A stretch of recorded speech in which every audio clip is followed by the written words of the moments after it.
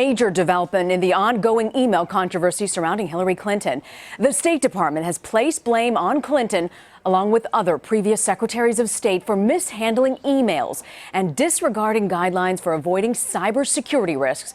That's according to a State Department audit. That audit cites long-standing systemic weaknesses within the department. The review was put into action after it was revealed that Clinton used a private email server while she was Secretary of State. Hillary Clinton campaign spokesman Brian Fallon responded to the audit, saying, while political opponents of Hillary Clinton are sure to misrepresent this report for their own partisan purposes, in reality, the Inspector General documents just how consistent her email practices were with those of other secretaries and senior officials at the State Department who also used personal email. The report shows that problems with the State Department's electronic recording systems were longstanding, and that there was no precedent of someone in her position having a State Department email account until after the arrival of her successor.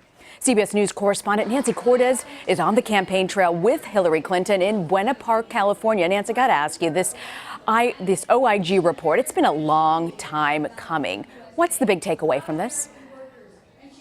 The big takeaway, Rena, is that there's a lot of blame to go around in this 80-some page report. They fault the department itself for not enforcing the rules. They fault past secretaries of state for breaking the rules, but they really single out Hillary Clinton, saying that contrary to what she's been saying for a year and a half, she wasn't permitted to use her own private email system and a personal email server as well, and that she didn't seek out approval from lawyers at the State Department and wasn't granted that approval. Then they take it a step further and say, even if she did use her personal email account, at the very least, she should have turned over all of her emails when she left the State Department and not wait a couple of years until she was asked to do so by State Department officials, leaving those emails on her email server for a couple of years. And Nancy, it says here they call this a systemic weakness. How do you think this is going to affect Hillary Clinton's bid for the White House?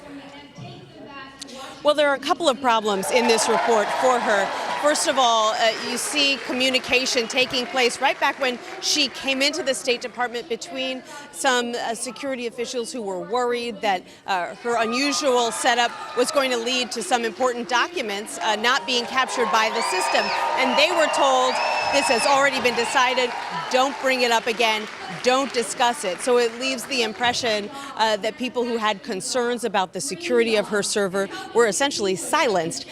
There's a second problem, which is that this report also details how a security official who was working for Clinton actually told the department a couple of different times that he had taken the server offline briefly because someone was trying to hack into it. And so she actually wasn't able to email from time to time because of concerns about hacking. She has always maintained that nobody ever managed to hack the system, but this shows that there were weaknesses and that perhaps the department wasn't informed in a timely manner. So what do you think, Nancy? Is this the end of Clinton's email fallout, or are there going to be more investigations underway?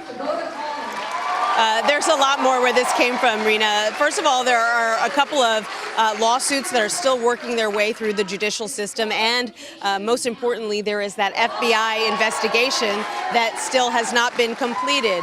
Agents say that they are getting ready to interview Clinton herself. They've already interviewed a number of her aides, and they acknowledge that there is pressure to get that investigation wrapped up soon, but they also say that they're not putting any deadline on themselves, and they'll be finished when they're finished. And so this is something that could sort of hang over her head throughout the entire rest of this campaign season, or it's something that could get wrapped up in a month. We simply don't know.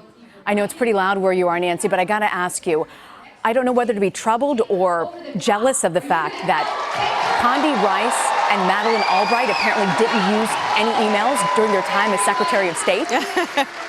How is that possible? Right, and that's well, it's a sign of the fact that, email was evolving in the 90s and the early 2000s, and obviously when Madeleine Albright was Secretary of State, email was nowhere near as prevalent as it is today, especially at the State Department, where officials have openly acknowledged that the sophistication of their computer systems lagged behind what you might see, for example, in the private sector. And the Clinton campaign is really pushing this notion today that, she wasn't the only one who had issues here. Colin Powell, the report points out, also used a private email account and didn't even save his emails. So when he was asked for his emails, he couldn't turn most of them over. So the Clinton campaign says, look, all of these former secretaries of state had the same issues, but the difference is that Hillary Clinton became Secretary of State in 2009 when the email system was far more sophisticated and when the rules about using email were much more stringent. Okay, Nancy Cordes in Buena Park, California. Nancy, thank you for that.